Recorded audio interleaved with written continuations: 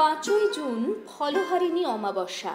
জ্যোতিষ এবং তন্ত্রমতে এই ফলহারিণী অমাবস্যা বিশেষ তাৎপর্যপূর্ণ। এই তিথিতে বিশেষভাবে পূজিতা হন মা কালী। এদিন মা কালীকে ফল অর্পণ করলে মুক্তি পাওয়া যায় বিভিন্ন অশান্তি, মহামারী, বাধা বিঘ্ন থেকে, এমনটাই বিশ্বাস ভক্তদের। তাই সারা বাংলা জুড়ে বিভিন্ন কালী মন্দিরে এই তিথিতে উপচে পড়ে ভিড়। তবে জানেন কি, মা কালীর চরণে এই ফল অর্পণ কিন্তু আসলে প্রতীকী।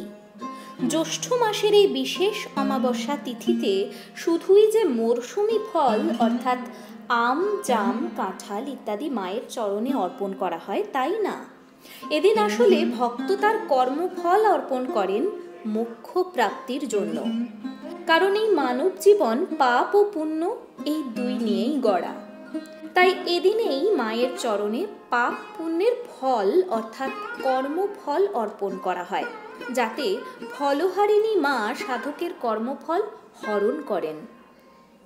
1820 বঙ্গাব্দে জ্যৈষ্ঠ মাসের অমাবস্যা তিথিতে শ্রীরামকৃষ্ণ পরমহংসদেব দক্ষিণেশ্বরে আদ্যাশক্তি সগুণ রূপের পুজো করেছিলেন। তিনি ফলহারিণী কালী পুজোর দিন শ্রীমা শারদাকে ষোড়শী রূপে পুজো করেছিলেন বলে আজও রামকৃষ্ণ মঠ ও আশ্রমে এই পুজো ষোড়শী পুজো নামে পরিচিত।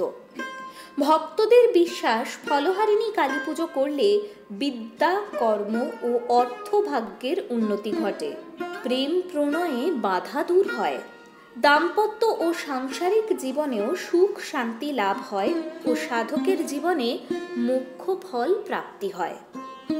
বিশুদ্ধ সিদ্ধান্ত পঞ্জিকা মতে এবছর অমাবস্যা তিথি শুরু হচ্ছে 5ই জুন বুধবার সন্ধ্যে 7:15। অমাবস্যা তিথি শেষ হচ্ছে 6ই জুন বৃহস্পতিবার সন্ধ্যে 5:53। টাইমস নাও খবর।